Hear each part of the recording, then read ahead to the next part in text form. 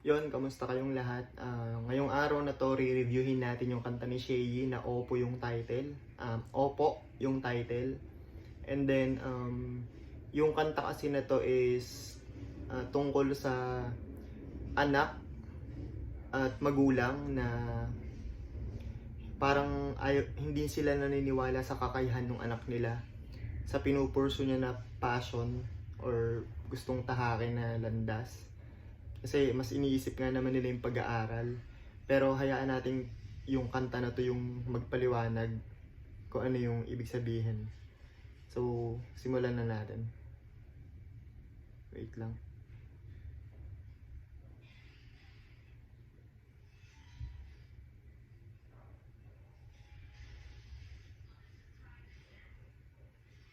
Sorry. Sabi nung nanay ko, anak, itigil mo yan. Wala kang mapapala, kaka-computer mo dyan. Di niya maintindihan, pero okay lang yan. Sabi ng tatay ko, anak, itigil mo yan.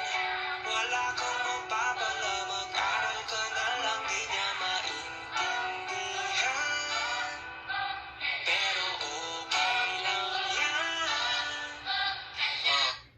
So, yun, yung unang first two lines or first two verse,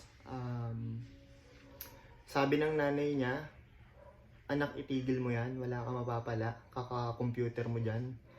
And then, sabi ng tatay niya, sabi ng tatay ko, anak, itigil mo na yan, wala ka mapapala, mag-aral ka na lang. So, parang ang sinasabi dun sa mga naunang lines is, itong karakter dito sa kanta na to, which is yung anak, is madalas mag-computer habang nag-aaral. And then, yung tatay niya, pinapangaralan siya na mag-focus sa pag-aaral dahil wala silang mapapala doon. And then, ang sagot naman ni Shay sa kanta na to is, di nila maintindihan, hindi maintindihan ng magulang niya. Pero at the same time, para kay Shay, okay lang yun. And then, kailangan din natin mag-pay attention dito sa lyric video na may nagpa-piano dito sa bandang gilid. And then, supposedly, feeling ko si Shay yun. Siya yung character na yun. And then, meron din dito parang notebook o scratch pad, which is doon nag-a-appear yung mga lyrics. And then, naalala ko lang, sinabi kasi ni Shay sa caption niya na nasulat niya to 5 years ago. So, 2018, kung di ako nagkakamali. And then, ang kinaption niya dito is, wag sana tong kantahin ng anak niya sa kanya balang araw. So, medyo nagkaka-idea na ako. At pinainggan ko na to noon, siguro twice, bago ko siya i-review ng tuluyan. So, malalaman pa natin yung magiging kwento nung kanta na to. Tuloy natin. Pasensya na, matigas ulo, umuko sa umpisa, pero ginawa ko pa rin to sa dulo. Sorry, gusto ko kasi talaga, hindi ko papabayaan ng aking eskwela, kaya wag kang mag-alala. Yun, sabi, pasensya na, matigas ulo, umuo sa umpisa pero ginawa ko pa rin to sa dulo. Ang daming makaka-relate doon. Actually, hindi lang estudyante, lahat ng tao makaka-relate. Kasi, minsan kasi kailangan nating umuo sa isang bagay or mag-opo. Kahit di naman talaga natin siya gusto, pero at the end of the day, tayo pa rin yung masusunod. And then sabi niya dito, sorry, gusto ko kasi talaga. From the word, gusto ko kasi talaga. Pag gusto talaga ng tao, yung ginagawa niya, parang hindi siya papadikta sa iba eh. Susundin niya eh. Alam niya yung ginagawa niya eh. And then, sinabi niya rin dito sa lyrics na to na hindi ko naman papabayaan yung pag-aaral ko o yung eskwela ko, kaya huwag kayong mag-alala. So, tuloy natin. Balik lang natin konti. Umuko sa umpisa, pero ginawa ko pa rin to sa dulo. Sorry, gusto ko kasi talaga, hindi ko papabayaan ng aking eskwela, kaya wag kang mag-alala. Ang ganda nung umpisa, nababalanse ko pa, kahit yayain ako ng kaklaseng magkating ay Kaso lang sa paglipas ng panahon, ihip ng hangin o iba, bote perang pang-enroll na iyong padala, sa Dota yaking nadala, kaya So yun, nagkikwento na siya dito nung nangyayari. Maganda nung umpisa, nababalanse o nahahandle niya. Tipong kahit yayain siya ng kaklase niya mag-cutting, makaka-relate dito yung mga estudyante way back or yung mga estudyante ngayon. Kaso ngayon kasi hindi na trend yung computer shops, pero yung mga kapanahunan nung 2018, 2019, backwards, usong-uso yung ganon. And then, yun nga, sabi niya, na-control niya, na-handle niya kahit yayain siya mag-cutting. Hindi siya pumapayag, focus siya sa pag-aaral niya. Pero, yun, paglipas daw ng panahon, yung ihip ng hangin nag-iba, pati yung perang pang-enroll na napapadala sa Dota, nadala na ni Shay. Kumbaga, siguro sumasama na siya mag-cutting. And then, from the word na padala, feeling ko yung nanay ni Shay is nasa ibang bansa during this time or that time. And then, ang ganda rin nung switching nung beat. Siyempre, si Tyro gumawa niyan. Isa sa mga magaling din na producer ni Shay ng beat. Kung mapapansin nyo, nag-iba dun sa kaso lang sa paglipas ng panahon, medyo nag-iba na yung melody. And then, yun nga, pakinggan ulit natin. Balik lang natin konti. papadala, kaso lang sa paglipas ng panahon, ihip ng hangin o iba, bote perang pang-enroll na iyong padala, sa Dota yaking nadala, kaya sabi ng nanay ko, anak itigil mo yan, wala kang mapapala, kaka-computer mo dyan, di niya maintindihan, pero okay lang yan.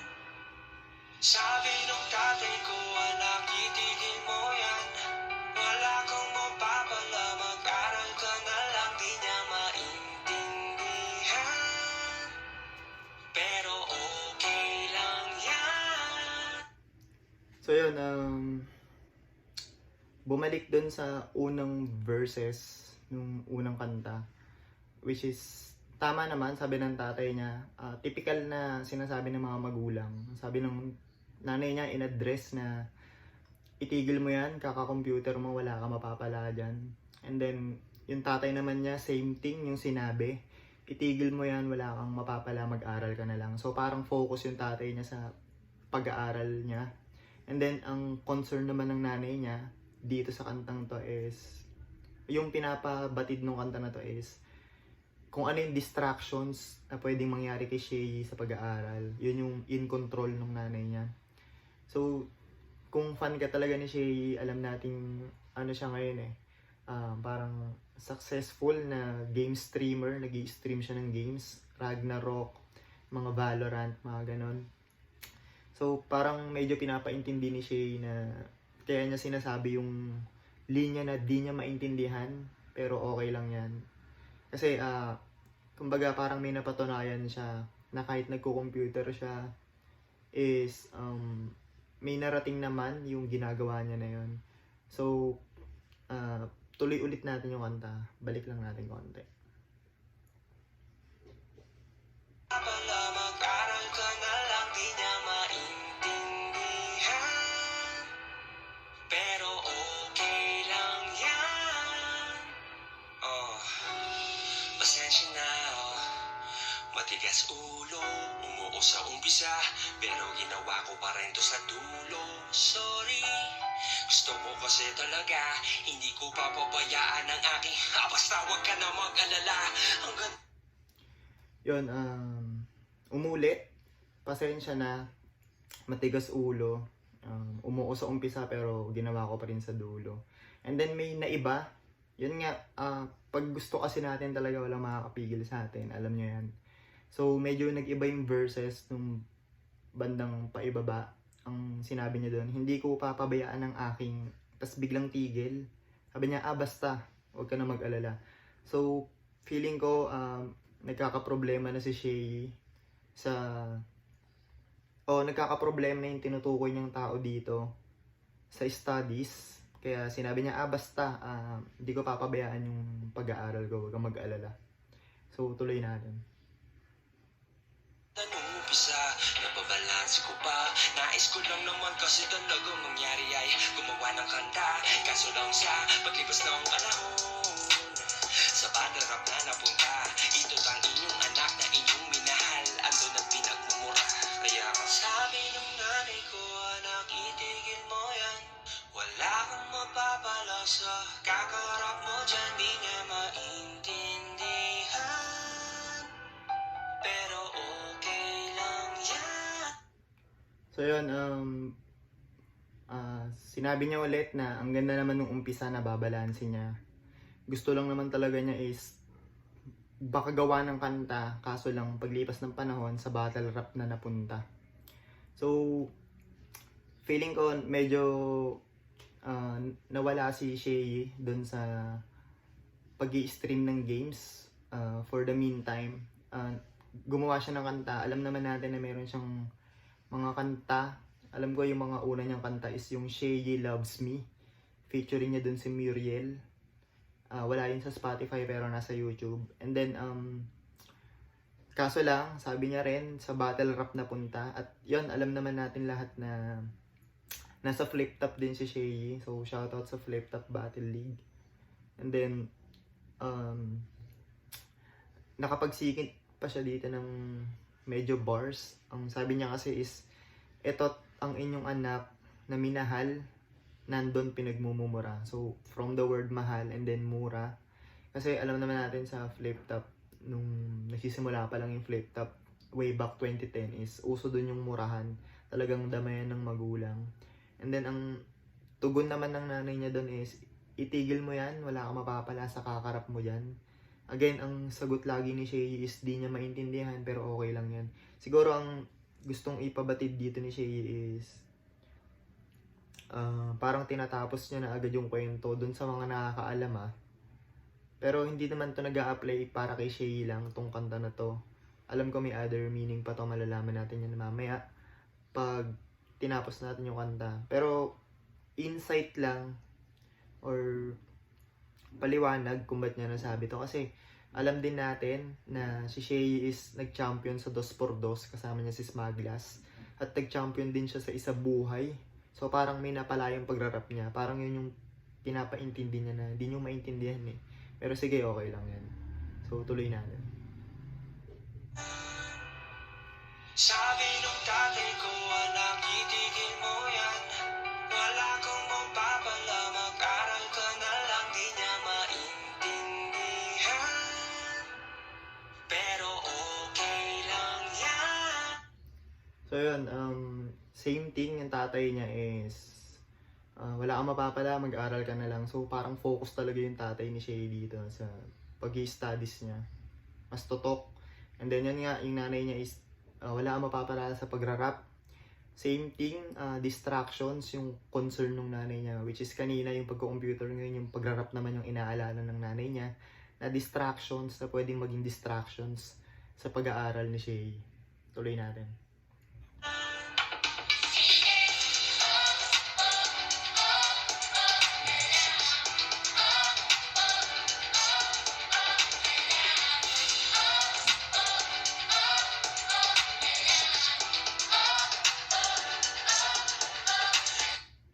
So yun, hindi ko alam kung anong tawag dito. Correct nyo na lang ako. Feeling ko, ano ba siya? Bridge, refrain, or mini chorus, ganun. Sabi doon, sige, opo, oo na lang. Sige, opo, oo ka lang. Parang yun nga. Pag may mga sinasabi sa'yo yung kaibigan mo, magulang mo, kahit sinong tao, na medyo hindi ka sang-ayon, is oo ka na lang talaga, o opo ka na lang. Pero hindi kasi nila maintindihan na ikaw makakapagpaliwanag mo sa sarili mo. So feeling ko ipapaliwanag nitong kanta na to kung bakit opo yung naging title niya. At pansin ko lang din, babae yung nag-chorus. Feeling ko si Ann Mateo to. So shoutouts kay Ate Ann. Suporta talaga siya kay Shay. Actually may mga kanta talaga si Shay na ginagawa niyang chorus, si Ann. Featuring niya si Ann dun sa mga kanta niya, and then nasasama niya rin sa music video. Pasensya na medyo hindi clear yung background natin kasi sa kwarto ko lang to sinut. Pero sana malinaw pa rin yung mga sinasabi at paliwanag. Tuloy natin. Buo ang mundo ko nung magtanong ka na. Balik natin natin. An-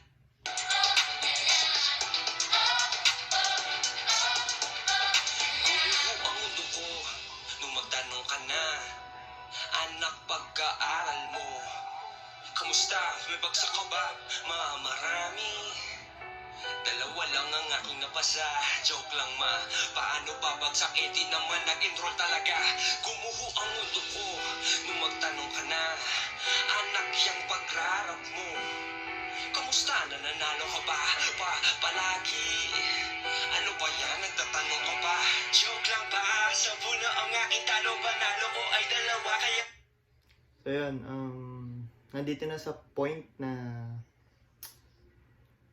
pinapaliwanag na ni Shay yung resulta or nanghihingi na ng resulta yung magulang niya. So, ang question ng nanay niya is, anak, yung pag-aaral mo, kamusta? May bagsak ka ba? Sabi niya, ma, marami.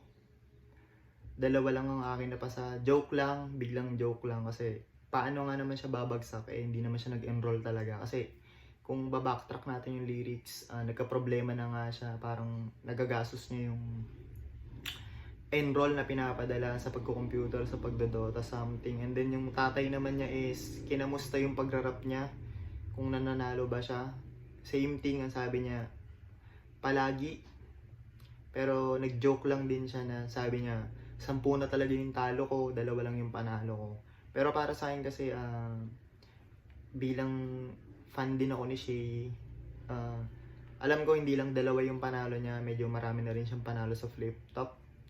And then, on the deeper side, feeling ko yung 2 niyang tinutukoy dito is possible na yung isa buhay niya in 2x2 na siya yung nag-champion doon. So, yung 2 na feeling ko tinutukoy niya is yung si Ann Mateo and then yung anak niya. Feeling ko lang yon, pero alam ko kasi hindi 2 yung kalaban niya. Pero baka yun yung tinutukoy niya on the other meaning, siya lang din nakakaalam nun. So, tuloy natin. kamusta? Nananalo ka ba? Palagi. Ano ba yan? Nagtatanong ka ba? Joke lang ba? Sabo na ang aking talo. Panalo ko ay 2 kaya malamang sasabihin nyo na naman sa akin. Dapat nakinig na ako. Nakinig naman ako. Hindi lang sumunod. Eh kayo, nakinig pa kayo? Yun, dito, inunahan niya na ang resulta nun, papagalitan siya, sa sermonan siya. Hindi siya nakinig, pero at the same time sabi niya, nakinig naman ako, hindi lang ako sumunod kasi nga gusto ko to. Eh kayo, nakinig ba kayo? So parang sinasabi niya dun is, may kinahinatnan nga kasi yung pinaggagawa niya. De kahit naapektuhan yung pag-aaral niya, may kinahinatnan naman, naging successful siya na game streamer. And then may napatunayan siya sa flip top, nag-champion siya doon, isang isabuhay at isang 2x2. And then kung mapapansin natin sa video, tumayo na siya mula sa pagpapiano. And then may 2 tao na nai-spotlightan, which is self-explanatory, automatic, magulang niya yan.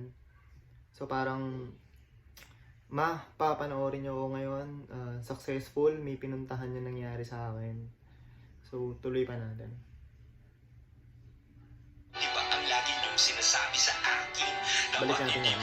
Sabihin nyo na naman sa akin, dapat nakinig na ako.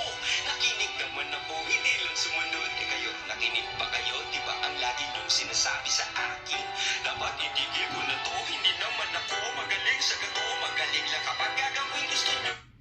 So yun, lagi nga sinasabi ng magulang niya sa kanya, which is, nandun din naman sa lyrics ng kanta. Laging sinasabi na itigil mo na yan, wala kang mapapala, mag-aral ka na lang.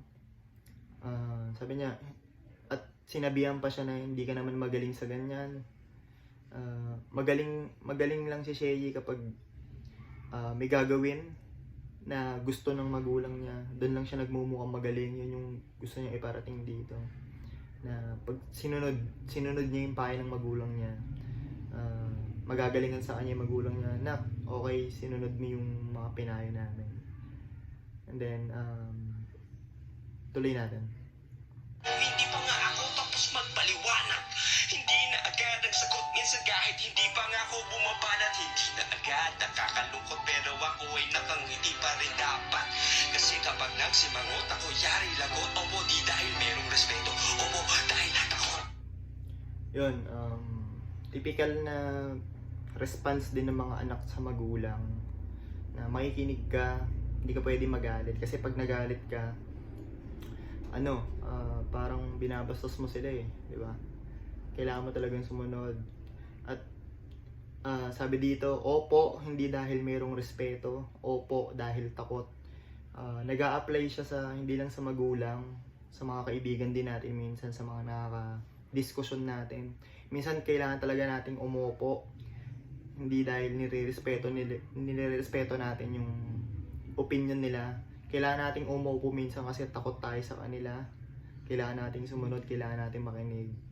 Siyempre meron din kasi tayong sinusunod yung sarili natin minsan. Alam naman natin na alam natin yung ginagawa natin kaya, pero sa kagustuhan mong umintindi o rumispeto, uupo ka na lang talaga.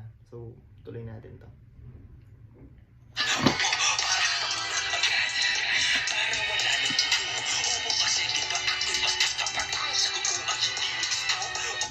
Ayun, mag-uupo ka na lang para wala nang gulo, para wala nang diskusyon, wala nang pagtatalo.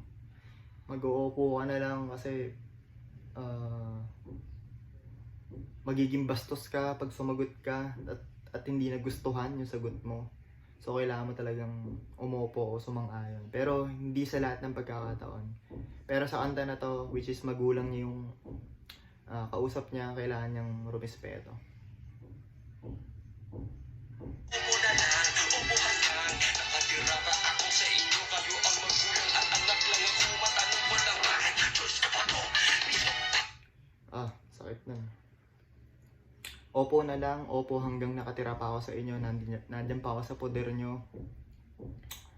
And then, yung masakit na part is parang nagagalit na si Shay dito.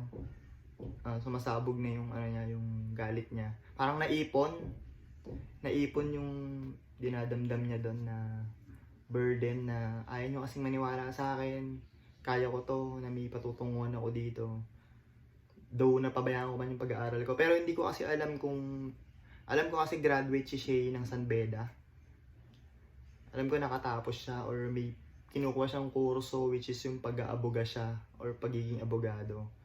Hindi ko alam kung na-push niya yun, pero kahit hindi naman siguro is may napatunayan naman siya sa mundo ng rap at sa music, sa battle rap, and then sa pag-game stream. So, balik na natin konti. Opo kasi di ba ako'y bastos kapag ang sagot ko ang hindi gusto. Opo na lang, opo hanggang nakatira pa ako sa inyo. Kayo ang magulang at anak lang ako. Matanong mo lang bakit Diyos ko pa to. Mismo pagkatutuhan kayo ang nag-deseleksyon.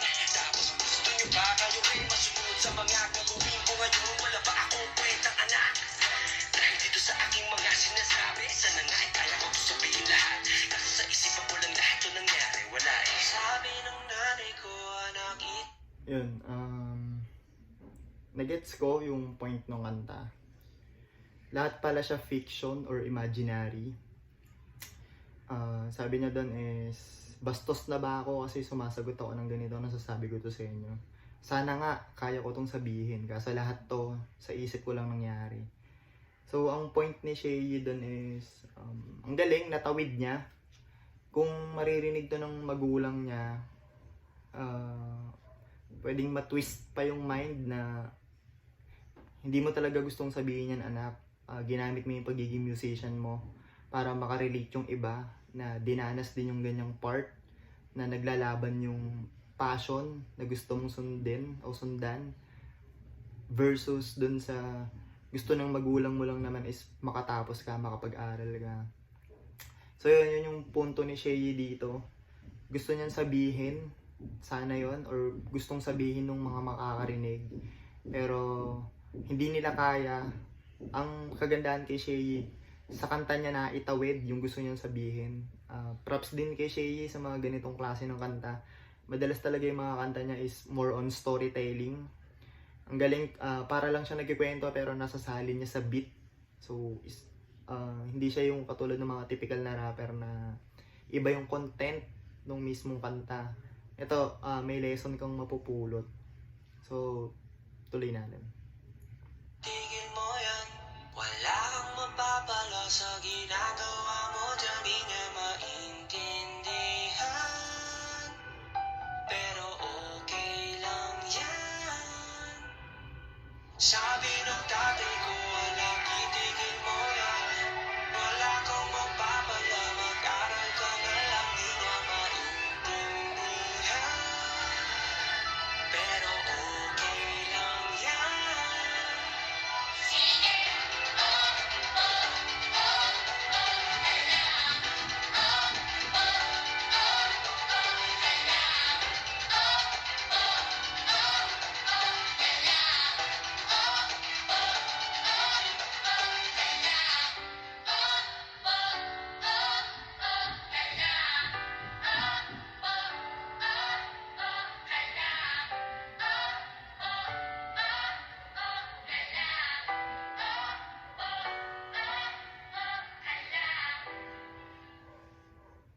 So yun, tapos na yung kanta.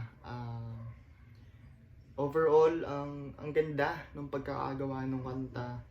Makaka-relate dito yung mga kabataan, especially na nagkakaroon ng problem. Same thing with Shay. Kunyari, nag-aaral sila, tas nagko-computer sila kasi yun yung way nila ng pagtakas. Hindi naman pwedeng mag-aaral ka lang lagi. Siyempre may mga sarili ka rin kagustuhan sa buhay, which is libangan. Para sa akin kasi yung mga batang naglalaro ng computer, pantakas nila yun sa realidad ng mundo minsan eh. Parang kunyari, hindi ako ganun kagaling sa school, medyo nabubuli ako doon, pero iba yung pakaramdam pag naglalaro ako, lalo magaling ako dito sa laro na to. Parang nararamdaman ko, nabubus yung confidence ko na okay, tangan ang galing ko dito, yung mga ganun. Yun yung pinapamukha nung kanta na to na ginawa ni Shay, na hindi pwedeng susunod ka palagi. Kung gusto mo yung ginagawa mo, tuloy mo lang, lalo't alam mo may mapapala ka dyan. At yun, may napatunayan nga naman si Shay, in-address dito yung pagko-computer niya and then pag-rap niya, which is may napala siya, naging champion siya ng isa buhay at 2x2. And then when it comes to computer, meron din siyang napatunayan doon, which is successful siya na streamer. And then, balikan ko lang, sabi niya kasi ayaw niyang kantayin to ng anak niya sa kanya balang araw. So feeling ko, ang gustong mangyari ni Shay dito is, which is, ang anak niya ay lalaki, baby boy. Feeling ko, i-guide niya yung anak niya sa maayos na paraan, hindi niya paparanas to.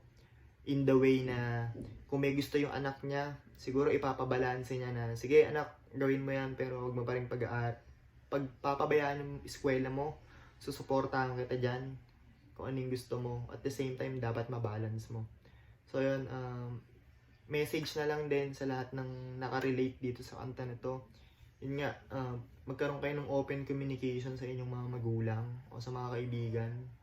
Pag may gusto kayo na makakahadlang sa isang bagay, pag-usapan nyo na ibabalanse nyo naman, i-handle nyo ng maayos. Kasi gusto nyo yan, sarili nyo pa rin talaga masusunod.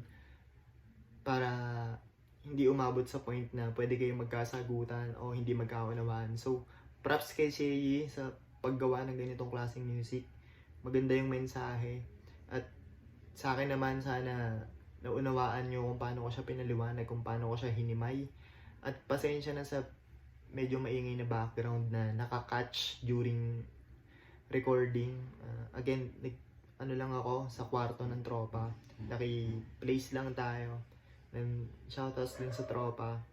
So yun, stream nyo yung Oppo ni Shay. Available na siya sa Spotify, sa Deezer, sa Apple Music, at syempre sa YouTube. At maraming salamat. Sana naunawaan nyo kung paano ko siya bin-breakdown. At kita-kits tayo sa mga susunod pang kanta na i-breakdown natin. So, peace. Kita-kits sa susunod.